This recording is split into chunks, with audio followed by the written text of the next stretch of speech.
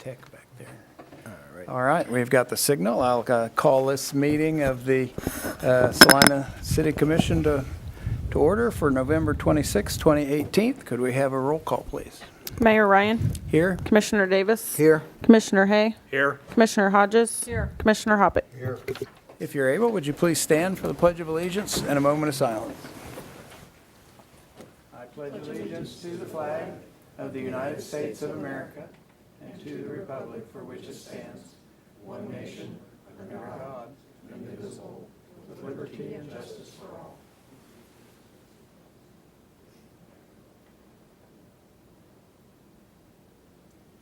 Thank you very much.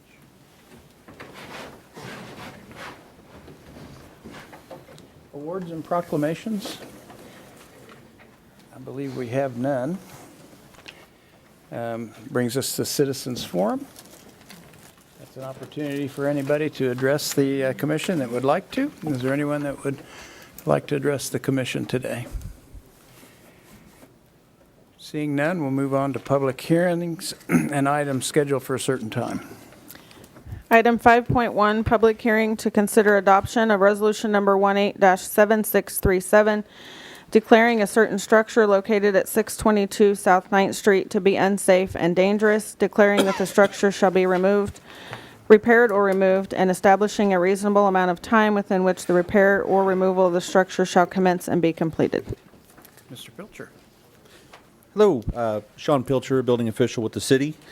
A little bit of background here. The Division of Building Services is responsible for ensuring that property in the city of Salina meets various building and property maintenance code that does not pose a risk to the general public. To meet this goal, staff responds to citizen complaints as well as staff-initiated inspections regarding structures that appear to present danger to the public. An inspection of the property is completed using criteria listed in Chapter 31 of the Salina Municipal Code entitled Property Maintenance. Staff attempts to work with property owners to achieve code compliance frequently. Frequently, owners complete the required improvements or demolition and the structure is removed from the dangerous structure category.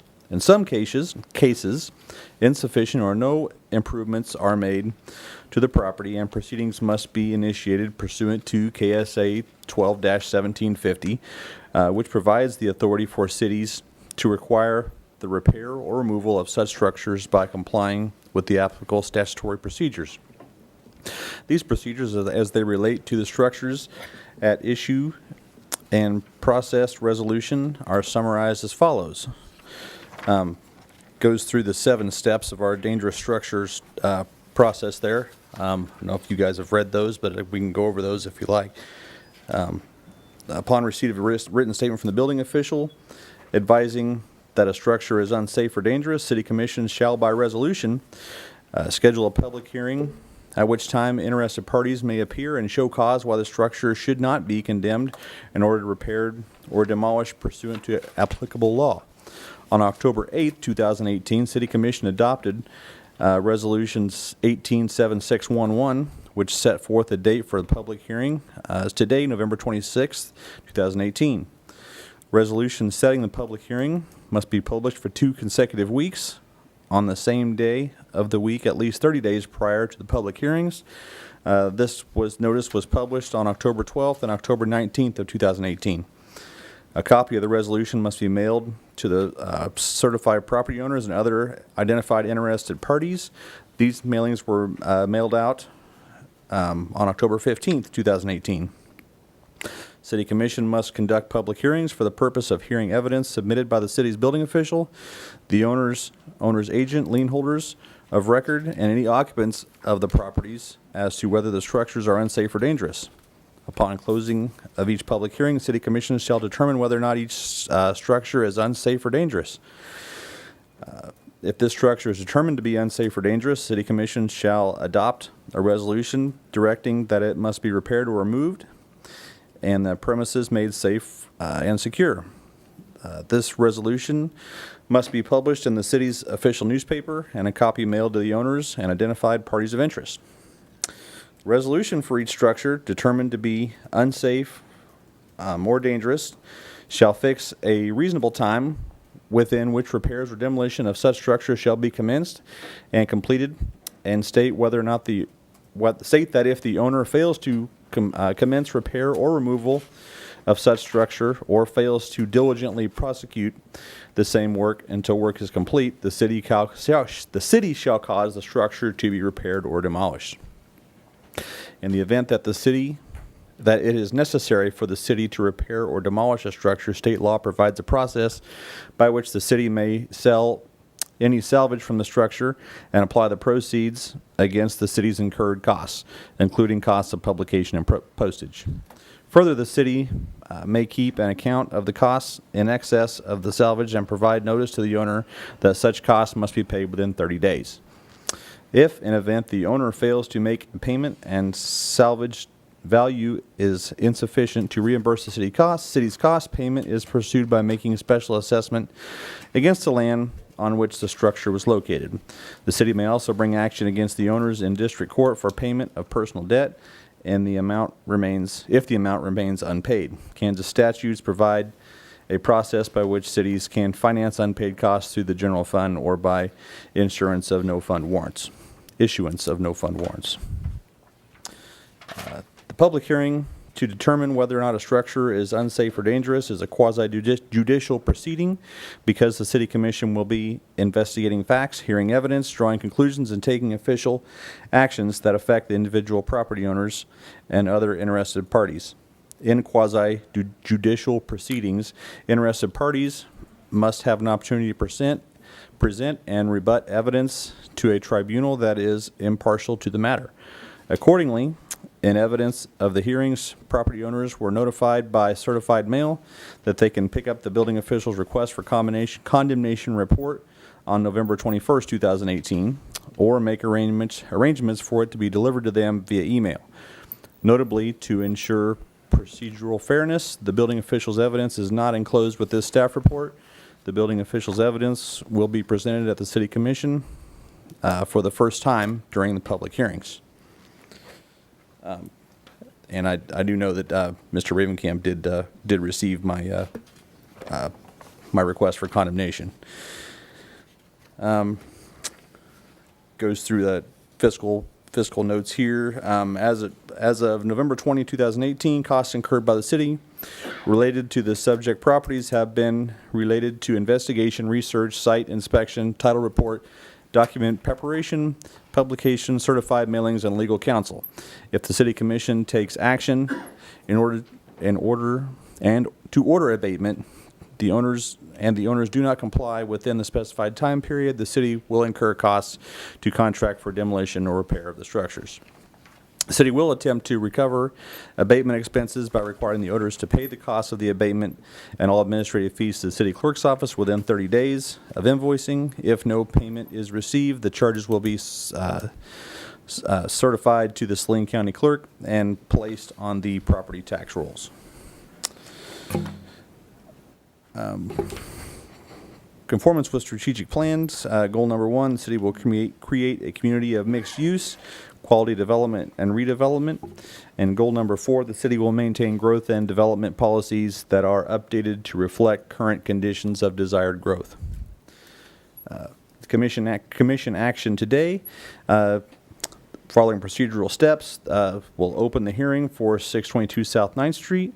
Number 2, hear the building official's report. Number 3, take public comment. Property owners identified, interested parties, and other public comment.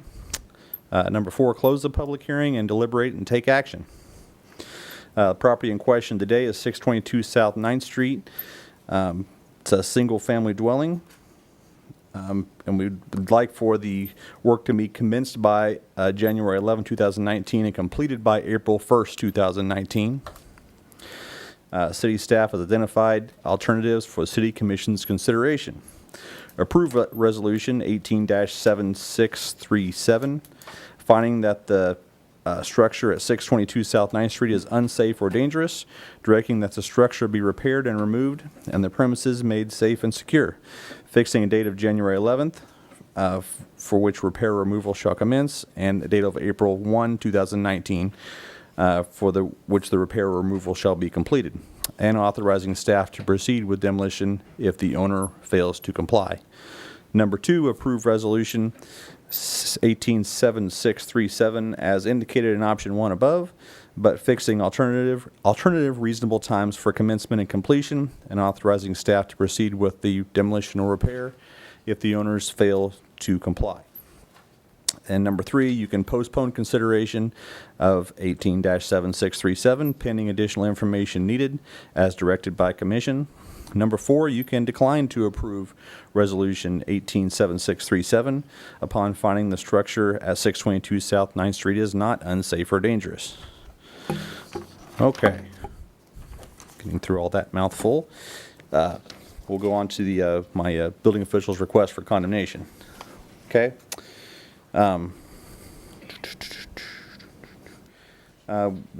We can go through here. You guys have a copy of this too. The first chart there shows dates of mailings and stuff that went out to the ownership and interested parties. Shows when they were delivered, or when they were mailed, when they were delivered. The background and taxes for this property are current. Went by there today, or this morning, and also checked the taxes again. They are still current, and there hasn't been any additional work done on the property. Sean, if I could interrupt you for 1 second. Yes. I'm not sure we opened the hearing, and technically I think we need to gavel the hearing. Is there, okay, sorry. Well, we'll call it gavelled and opened. I thought the reading was sufficient for me, but yes. Okay, sorry about that. Kind of went over that. We have performed a dangerous structures report on this property. There was a house fire at this property some months back. Last winter there was, and there hasn't been anything done too much with it since. As you can tell by I've enclosed some pictures in there with labels on them that show the fire damage, as well as some damage that the fire department had to make in order to get in there to fight the fire. You can see structural members that are damaged inside the house, outside damage there, and there's also some damage to the house that is not related to the fire in the foundation. If we go over my conclusions here. The building official has determined that the structure is unsafe and dangerous. The building official therefore requests that the governing body, 1, make findings by resolution that the structure is unsafe and dangerous, 2, direct the structure to be repaired or removed, and 3, fix a reasonable time within which repair or removal of the structure shall be commenced and completed, all pursuant to KSA 12-1750. I wanted to back up just a hair there. There's the chart at the bottom of page 1. The property owner has applied for rezoning of this property. The property owner wishes to be able to sell the property and have a new buyer be able to restore the property to a multifamily structure. Currently in the R1 district, the property must be converted back to a single-family dwelling. So that's what kind of what Mr. Ravenkamp's plan is. But anyway, getting back to my conclusions there, the property owner is fire damaged to a point which is 50% of the second floor is uninhabitable. The remainder of the property has significant water damage from fighting the fire. The building is abandoned and cannot be occupied in its current condition. The electric meter has been pulled and cannot be restored until the damage is either repaired or removed. Building has a forced air unit in the attic that was destroyed by the fire. Number 6, there are openings that were cut at the windows to fight the fire and have not been repaired. And number 7, the foundation wall has holes as well as portions that are leaning more than 2 inches from plumb. And I believe with that is all I have for that. We've opened the public meeting and we've heard from the building official. Any questions for Mr. Pilcher? Just for clarification, just want to make sure I'm correct. If the property was sold during this period, if it was granted from January to March or April, whichever, the new owner would assume the same restrictions that would be placed in this agreement. Is that correct? That would be correct. In fact, our property maintenance code provides that it's a violation to sell a property and fail to disclose applicable code violations or notices, so there would be an expected disclosure process that went along with that. Yeah, How is the April 1st date determined? Is that a rule of thumb, or is that? It mainly on all of them, the 8 we gave you prior, a few months ago, and this one, and all the ones previous, we generally give 90 days for that to take place. Haven't gone in and done an actual time frame. I think Mr. Ravenkamp might be able to give you more detailed information, but as a general starting block, we give 90 days. Not in regard to the circumstances of the violations and the condition of the building. I mean, there was a fire Right. there, so, okay. And this property was multifamily prior to the fire. Right. Okay. But because of the zoning in that area, you're saying when it gets repaired without rezoning, it would have to go back to single family? That's correct. Okay. It wasn't legal apartments. Okay, So- that was my, and- okay. And that's since the fire occurred, then you can't Okay. put them back. Okay. 'Cause And it that's was why ne- they It were- was never, that's why I was trying to figure out how we got it to multifamily, okay. Thank you very much. If there's no other questions, would anyone from the public like to address this item? Mr. Ravenkamp? Jim Ravenkamp, 652 South Santa Fe. Boy, I don't know where to start on this except for, you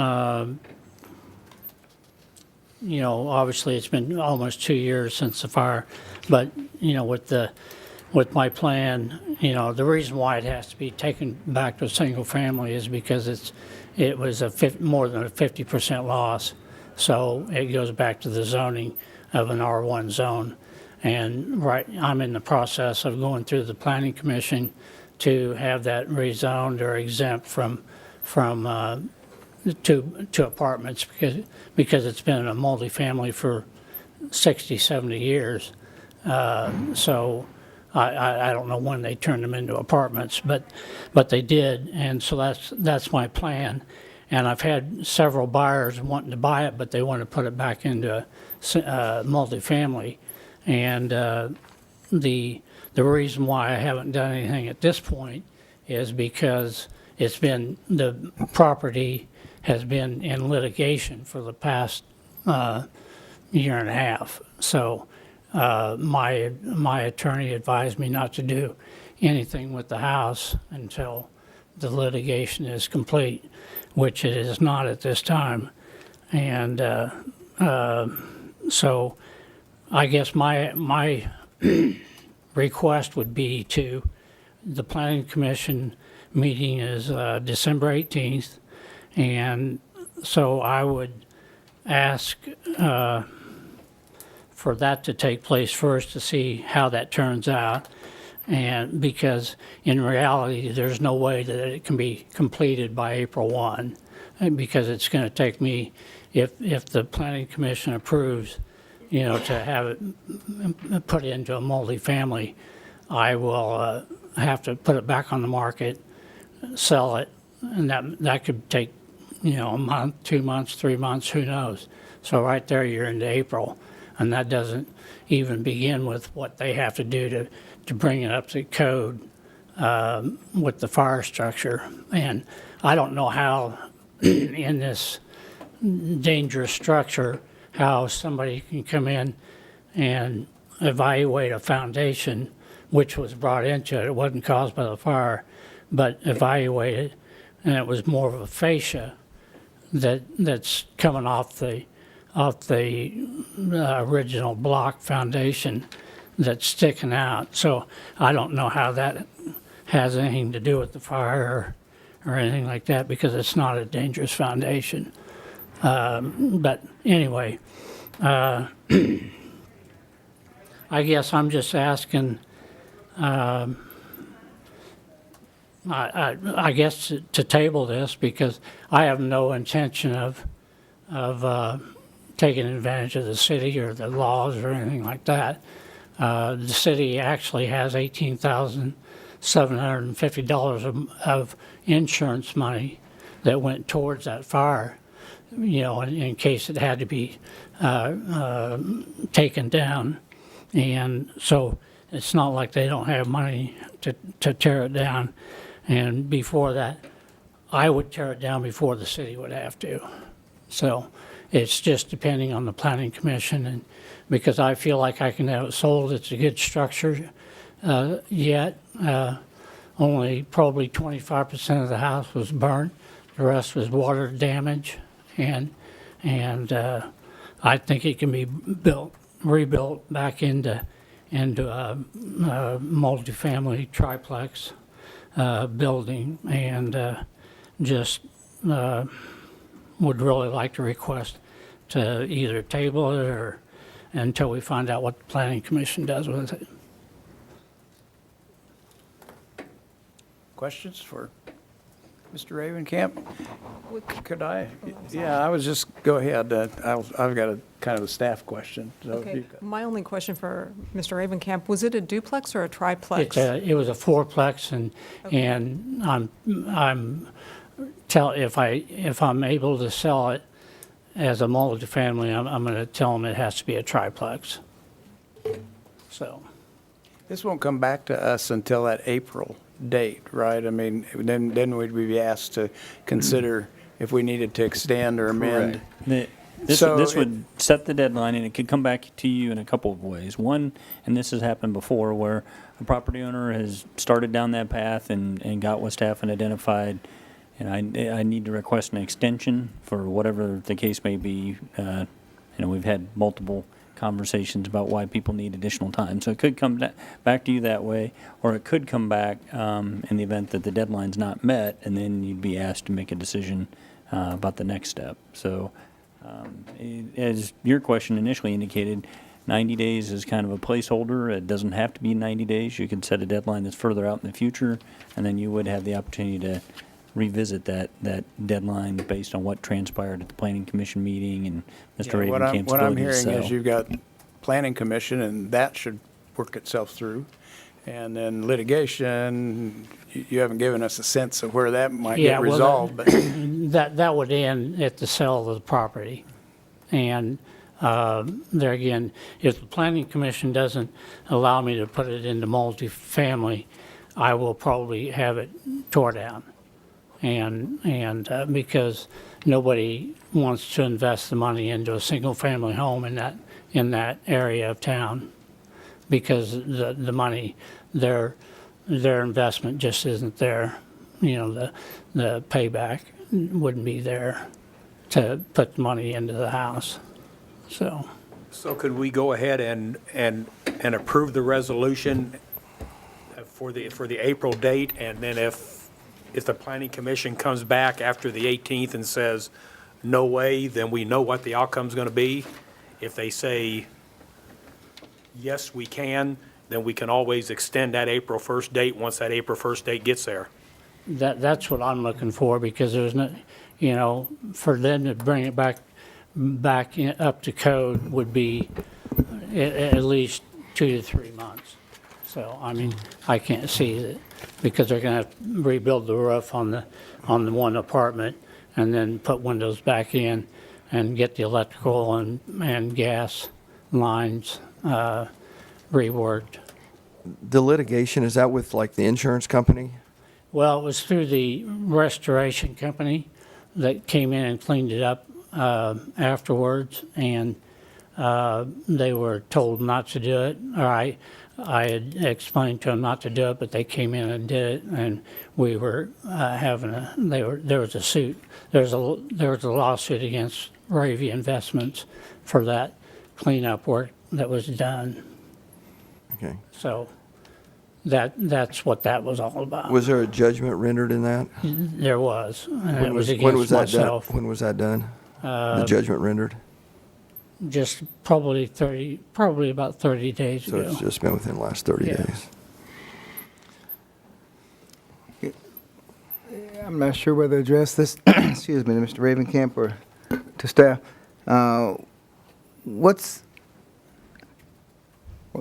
How does staff find out about or handle houses that are multifamily?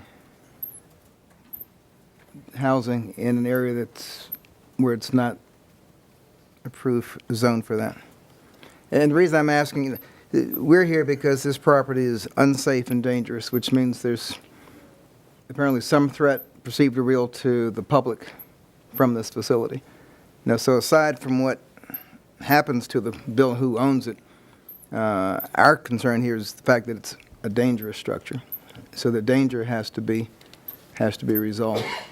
I'm just, and the original use of it, I'm just wondering if you have 4 units in a building that obviously was not wired for 4 units. I mean, I don't know what contributed to the fire, but, those issues which probably the reason we have zoning for certain types of property in certain types of neighborhoods. And I don't know what the overall plan for that block is, but it just seems as though, Commissioner, that we shouldn't be in a rush to, go ahead. I'm going to need to interrupt, and I apologize for that, but I'll explain why. I guess first question, Mr. Andrew can probably best address, are we actually in a pre-existing non-conforming scenario rather than a violation scenario? Pre-existing non-conforming situation. So, which means it got rezoned into nonconformity? I can step to. Come up, That might be please. helpful. And if I may, Mr. Andrew, for a moment, I'll explain why I interrupted. I didn't know whether we were in a CUP scenario or a rezoning scenario. And if in a rezoning, it would end up before you, and I was concerned about how far you might go in terms of statements relating to the property. So I apologize. When you spoke, but- I looked at the expression on your face, and it occurred to me, I know what he's going to tell me. I appreciate that. Thank you. We have numerous areas within the community where during the time that the Schilling Air Force Base was in operation, numerous single-family dwellings were carved up into multiple dwellings. Some of those were done in a conforming manner legally, and some of them were done in a non-conforming manner. One of the things that we do when we look at pieces of property is we research using our building permit records, water utility records. We have POC directories that go back to the 1930s to tell us how properties were used. In this case, well before the fire, we determined that this dwelling had been legally converted into 4 apartment units. But in 1977, when the city was comprehensively rezoned, the entire neighborhood is zoned R1 single family, which means that the 4 units can continue to remain rented as 4 units unless there's a fire, flood, tornado, or something that causes more than 50% damage to the structure. In that case, the use has to revert back to what it's currently zoned for, which would limit it to single-family dwellings. So we are in a scenario where Mr. Ravenkamp has filed an application attempting to get the property zoned for multifamily residential so he can restore it back to multifamily, but it's zoned R1, and that's not unusual. There are entire blocks of South Santa Fe that got downzoned to R1, and there are dwellings there that have 2 or 3 or 4 units that became non-conforming when it was zoned R1. So this is not a violation situation. It's a pre-existing. At the time that the apartments were established, they were legal, but in 1977 the property was changed to single family, which meant that the units were grandfathered until such time as the building was torn down or it was more than 50% damaged, and it's been determined to be more than 50% damaged.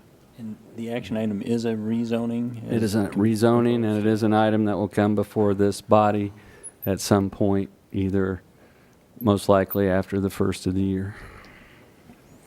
Now would not be the time to prejudge the Prejudge, merit of the rezoning. So then I guess my question, and obviously neither one of you two want me to determine if the building's unsafe. Is it structurally unsafe? Does it fit our definition of unsafe and dangerous? Because I think that's, for me, that's our issue here today. Yes, it does. So I'm more concerned It meets their about, guidelines, but I could walk through that house today, and nothing's going to happen to me. Nothing's going to fall apart, nothing's going to fall and damage anybody's property next door or any people walking by it or whatever. It's not unsafe in that manner. It's unsafe to be in the property, but they've got stickers on it saying, you can't come in here because of the damage that had occurred to it. So, I mean, as it stands, nobody can get hurt as long as they don't go in there and into the property, which they can't because the doors are locked. Everything is locked up in the building where they can't get into it. So, but by their guidelines, it's an unsafe property. But I see a lot of unsafe properties around Salina that ought to be tore down before mine. well, I'm obviously, from my professional background, at the mercy of what staff tells me. And I know you personally, and you wouldn't try to deceive me. But my issue is if this is unsafe and dangerous, then we're obligated to protect the public from whatever the And I would dangerous totally aspect agree with is. that. I would agree with you on that, Trent, because the last thing I would want is somebody to get hurt. I mean, because that falls back on me personally, and I wouldn't be able to deal with that on a personal level. So, but they have guidelines that they go by with the city, and I like I said, nobody, in my mind, nobody can get hurt, because structurally it's sound, except for part of the rafters. Some of the rafters are burnt, and the windows are out, and the electricity's off, the gas is off, water's off, everything's off, all the utilities. So I just don't see, where it's, it's taken longer than what I really wanted it to, but I didn't have that choice. Yeah, If it's helpful as an explanation, our property maintenance code comes from the International Property Maintenance Code, and there's really kind of two things going on here. One, to Mr. Ravenkamp's point, there's an entire provision in the property maintenance code about placarding a building and posting it as unsafe for occupancy. So that's kind of the first step. It's an immediate resolution of life, health, and safety, making sure no one's inside of a dangerous structure. But then there's also an expectation that dangerous structures are going to be resolved and either put back into circulation or torn down because of their impacts on the neighborhood. And so I think the sense of urgency or the time frame here isn't so much just prolonging that it not be occupied as reaching some agreed upon time frame to resolve the status of the structure. I would agree. Recognizing, what you have ahead of you in the form of a timeline, either as part of this initial action or as part of a future consideration, you could continue to work with Mr. Ravenkamp on a deadline. So I guess my one question would be for Mr. Pilcher. Is the foundation considered to be at a critical state of disrepair at this point? The way that we've done, the previous aid that we went through earlier and this one as well, if it's 2 inches or greater is when we say the foundation needs attention or repair. It might not need totally replaced, but it definitely does need some attention. Now, whether or not it's critical, I mean, is it going to give way and the house is going to crumble? Couldn't really say that for sure, but we wrote it on there because it definitely does need some attention before we can release it off the dangerous structures list. An evaluation would need to be done, on it to determine exactly what repairs would need to be made. Like I said, we didn't write on there that jack up the house, replace it all. We just said that it definitely is deficient. Critical is a point of it's going to fall down tomorrow. Really couldn't say that, but it definitely needs some attention. Okay, thank you. Any other questions for Mr. Ravenkamp? I'm sorry, did I cut you off? No, Is there- no, you're fine. Are you waiting to list this until you have a zoning Yes. answer? Yes. Yeah. Is there a way you could list it based upon a rezoning being Well, approved? yeah, I've tried that, but I've actually had a person hand me a cashier's check, wanting to buy it. But and then I told the person, I said, I really can't do this because of the zoning. It would have to be rezoned, for what you want to use it for. So, yeah, I could probably do that with them, with the understanding that it is going to the planning commission. Certainly I could do that. And I have thought about putting a for sale sign up there to do that, to speed the process along.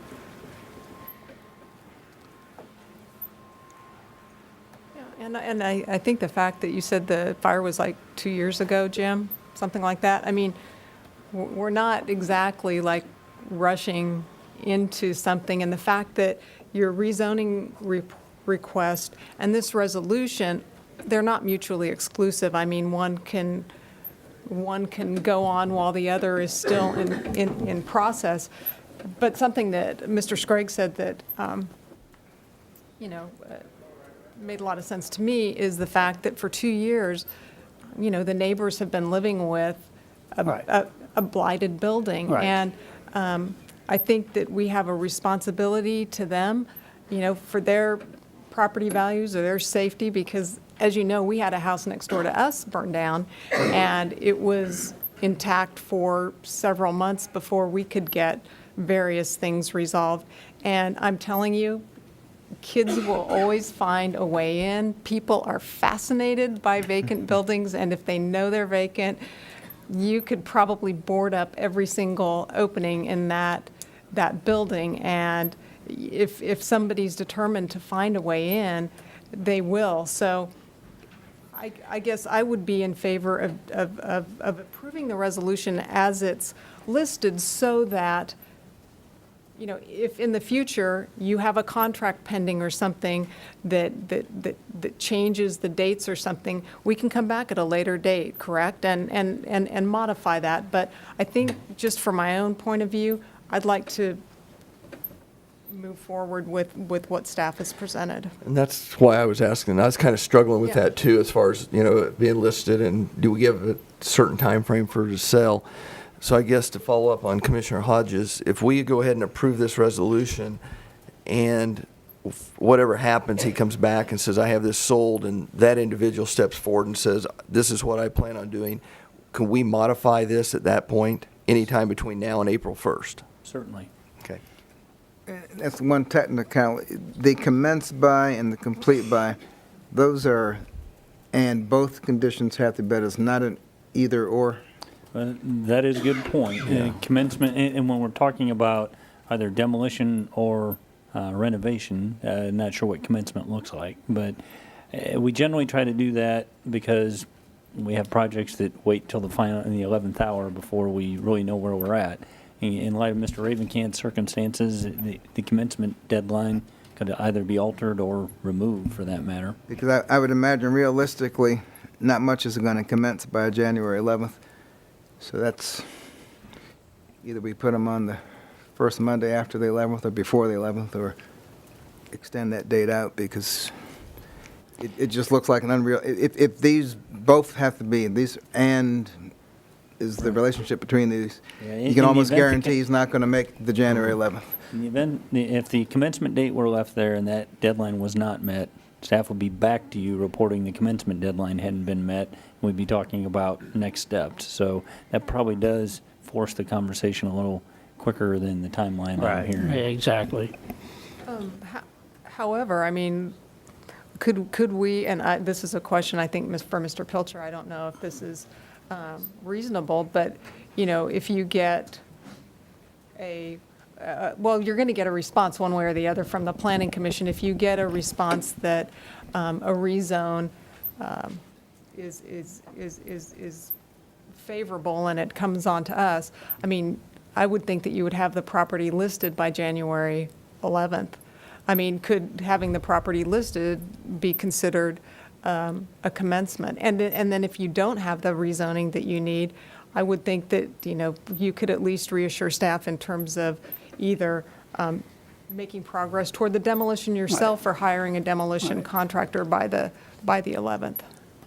I would agree with that. I mean, because like, as I said, I will have a demolition company come in and demo it if I don't get it rezoned or exempted or whatever, because the market's just not there.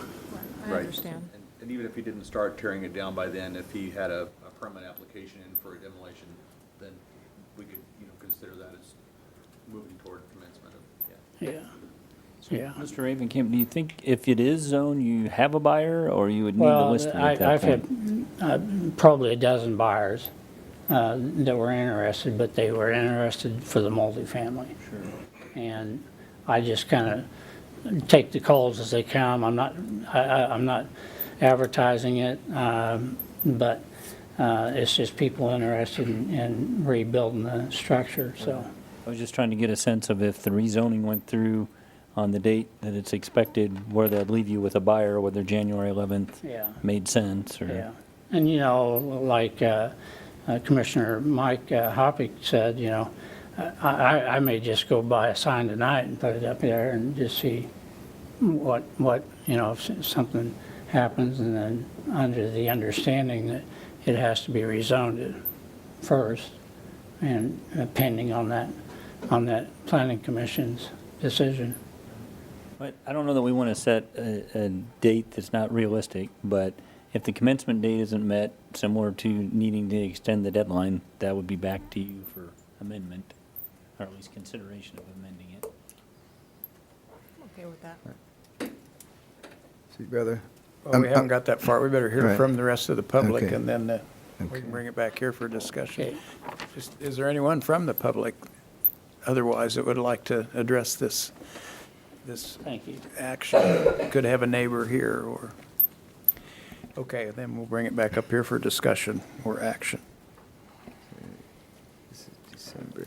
Mr. Mayor, I make a motion we approve resolution number 18-7637, finding that a structure at 622 South 9th Street is unsafe or dangerous, directing that the structure be repaired or removed, and the premises be made safe and secure, fixing a date of January 11th, 2019, within which the repair or removal shall commence, and a date of April 1st, 2019, within which the repair or removal shall be completed, and authorizing staff to proceed with the demolition or repair if the owner fails to comply.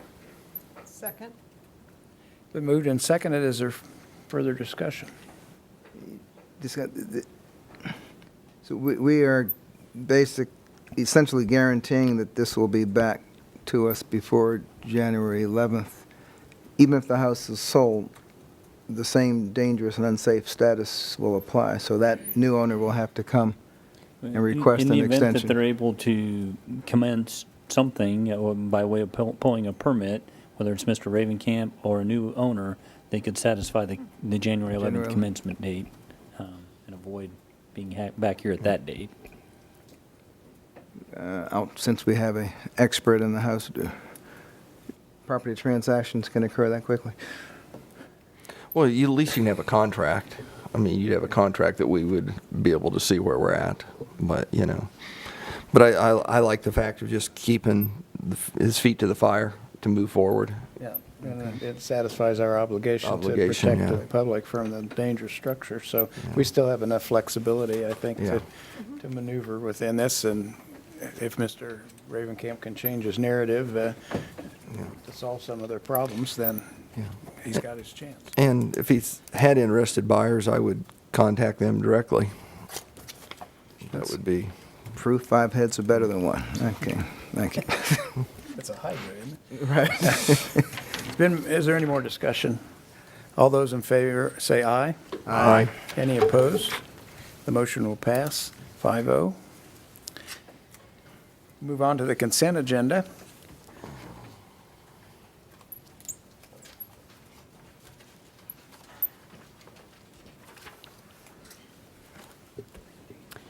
Item 6.1, approve the minutes of November 19th, 2018.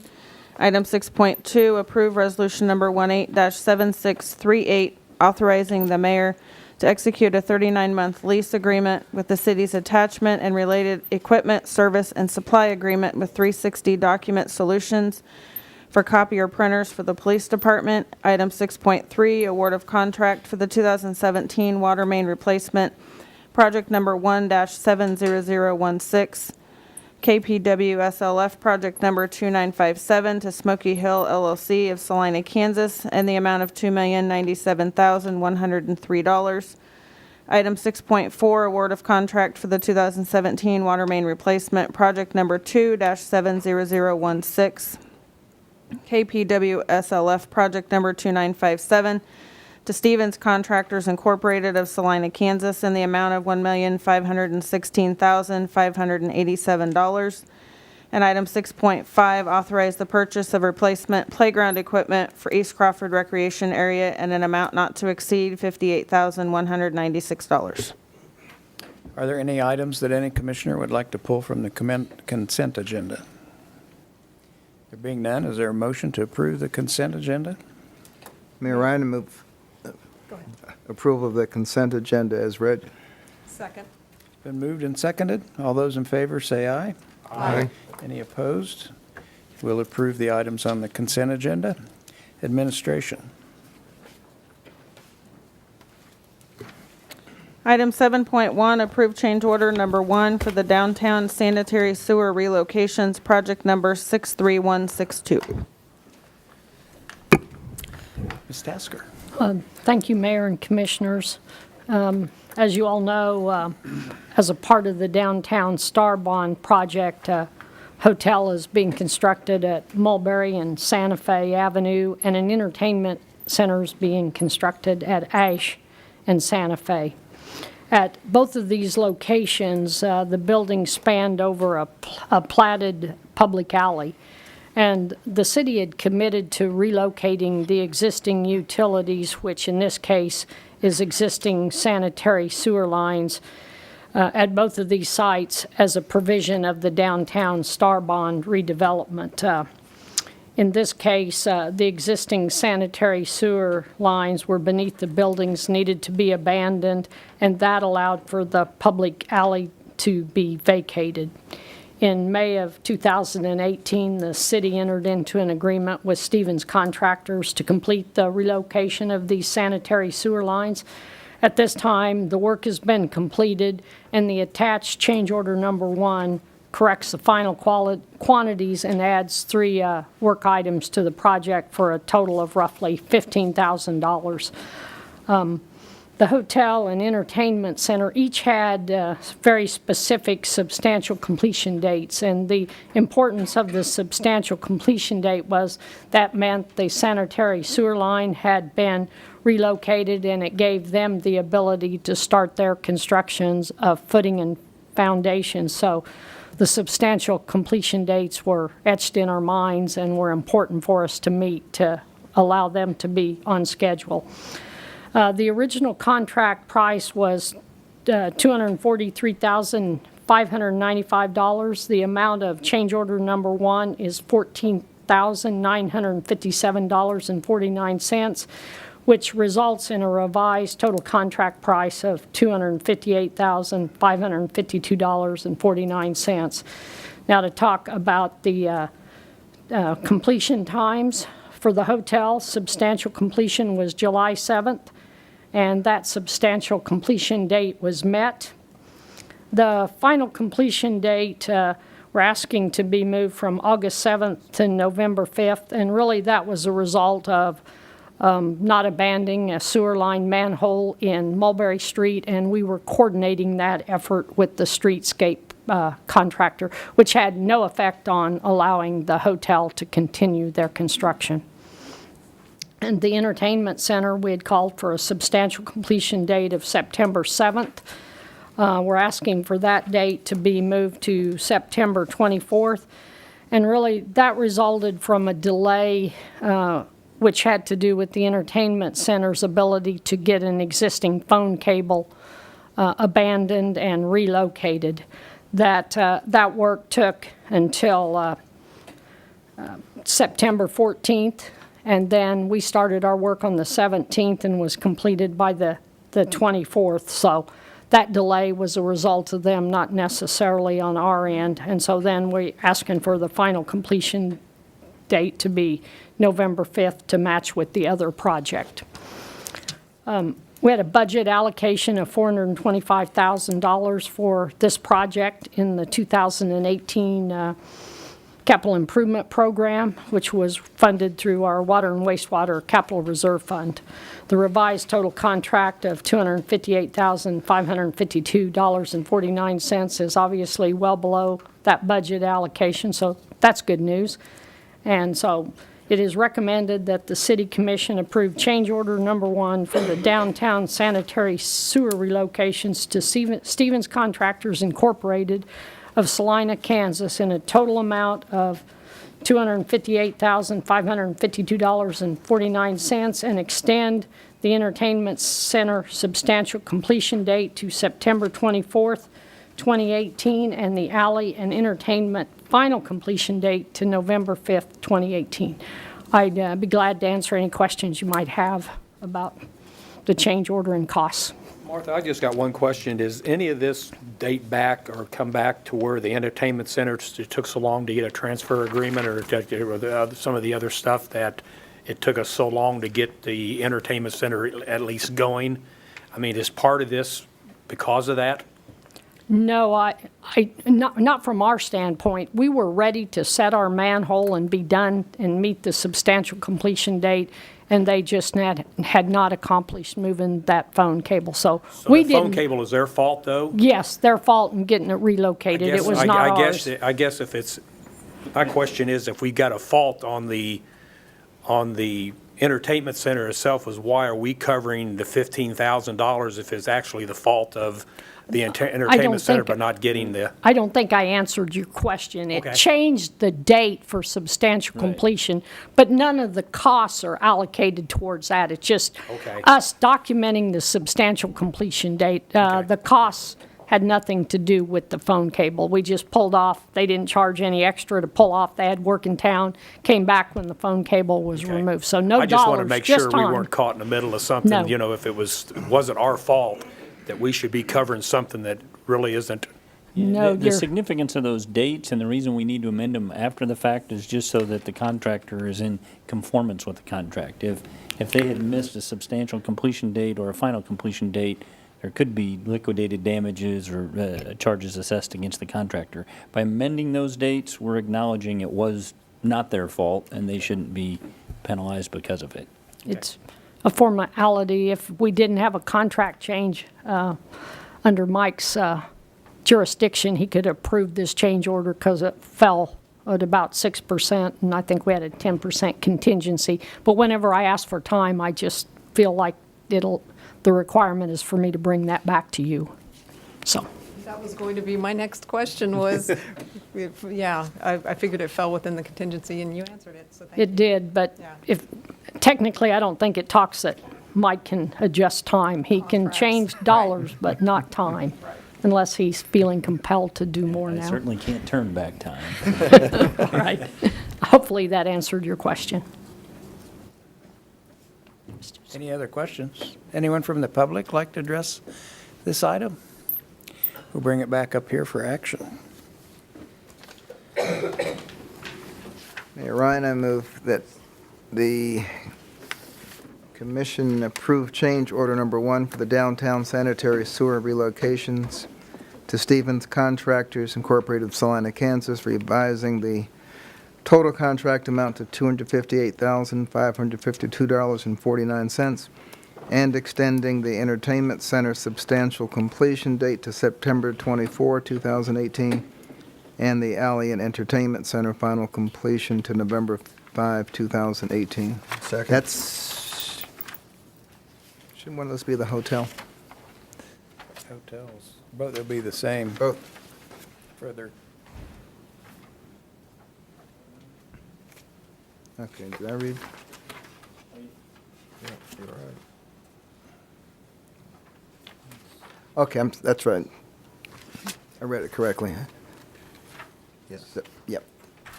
So the And move final completion is November 5th, 2018. We have a second? I second. Any further discussion? All those in favor say aye. Aye. Any opposed? That item will pass 5-0. We'll move on to our development business.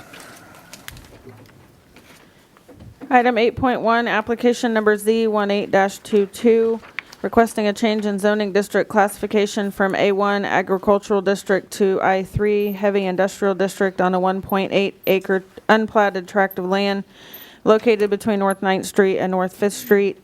8.1A, first reading, ordinance number 18-10988.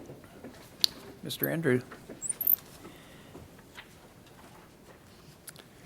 Thank you, Mayor and Commissioners. The Grain Belt Supply Company was founded by Darwin Sampson, and they located their campus on the east side of North 9th Street, north of I-70. And we kind of have a situation there where the property that fronts on 9th Street is zoned commercial, and the property in the east half of the block abutting 5th Street is zoned industrial. But there's one exception to that. There's a property that has frontage on 5th Street that was never included in any plat, and it was annexed into the city in 1971. And it has, because it was unplatted and undeveloped, had an agricultural zoning designation. And so this property had historically been used by Blue Construction as an office, shop, and construction storage yard, and it was purchased from Blue by Grain Belt Supply, and they are requesting approval of the rezoning of the property from agricultural to heavy industrial, and they're proposing to use this parcel to accommodate future expansion of their existing manufacturing facilities. And since it's zoned A1, it needs to be rezoned prior to any industrial development occurring on the property. So there is a plan currently to construct an addition to a powder coating facility they have at 215 Gold Road, and a portion of that building will extend onto the A1 zone property to the north, and so they have filed this application to create a unified zoning and building lot for their powder coating facility and for future expansion. And so all their existing holdings up in that location are zoned I3, and so they have requested I3 zoning to make all their holdings uniform. Their property that they have up there now is used for manufacturing and warehousing space, and they want to be able to expand those facilities onto this parcel in the future. And so the current A1 zoning does not fit with Grain Belt Supply's future plans for this property, and so they have applied to rezone this to suit their needs. We've looked at this, and staff doesn't believe that the property is really suitable for agricultural use or any rural residential use or any type of rural redevelopment. And if you look at the surrounding area, except for commercially zoned property adjacent to 9th Street, the majority of the property northeast of this interchange comprises the Grain Belt Supply campus and is zoned I3, and it's been that way since 1978. And so if you approve this request, you'll basically be expanding the existing I3 zoning along the north side of Gold Road and west of North 5th Street. This area is shown as future employment in the comprehensive plan. It's actually a transition line between commercial along 9th and industrial along North 5th Street. And so the Planning Commission reviewed this request at their November 6th meeting, and they voted 8-0 to recommend approval of a zoning change from agricultural to I3 heavy industrial, subject to satisfactory platting of the property. And they found that this had historically been used as a construction yard and that it's more suitable for some form of industrial redevelopment than agricultural use. And they found that it was zoned agricultural primarily because it had never been platted and not because it was suitable for agricultural use. So if you concur with that recommendation, the attached ordinance rezoning this property should be approved on first reading, and second reading would tentatively be scheduled to occur at your December 3rd meeting. With that, I'd be open to any questions. Questions? Thank you very much, Mr. Thank you. Andrew. Is there anyone from the public that would like to address this item? We'll bring it back up here to the commission for discussion or action. Mr. Mayor, I'll make a motion on first reading, we approve ordinance number 18-10988. Second. Been moved and seconded. All those in favor say aye. Aye. Any opposed? That item will pass 5-0. We're ready for 8.2. Item 8.2, consider authorizing the mayor to sign the final plat for Grainbelt subdivision number 3, a two-lot subdivision of a 4.08 acre tract of land located between North 9th Street and North 5th Street, north of Gold Road. Mr. Andrew. Thank you, Mayor and Commissioners. As I noted, the Planning Commission recommended approval of a zoning change subject to satisfactory platting of this property, and this is the proposed platting of that property. The primary purpose is to create a platted building lot that can be zoned I-3 and built upon. And the plat that's before you creates one lot for commercial tire, which is located at 2324 North Street, and one lot for future industrial expansion. So the west lot will retain its commercial zoning. You've just approved the zoning change for the east lot, which would become an I-3 industrial zone lot. One has 2.29 acres and frontage on 9th, and one has 1.79 acres with frontage on 5th Street. Both of these are adequate in size and have adequate frontage. This plat's a little unusual from the standpoint that right-of-way is already dedicated for 9th and North 5th Street, and no dedications are proposed, and there were no utilities that requested any additional easements to be dedicated. So the only question had to do with conveyance of stormwater, and so the Planning Commission voted 8-0 to approve this plat, subject to the condition that at the time that Grainbelt or some other user would propose to construct a new building on this lot, there would need to be a drainage study done to see if any detention was warranted. When they did a major expansion in 2008, it was determined that stormwater detention was not needed, but because they don't have specific plans at this time, this would defer that drainage study until Grainbelt proposed some new major construction. So this is essentially a cleanup plat of already developed property. No utility easements or street right-of-way dedications are needed or proposed.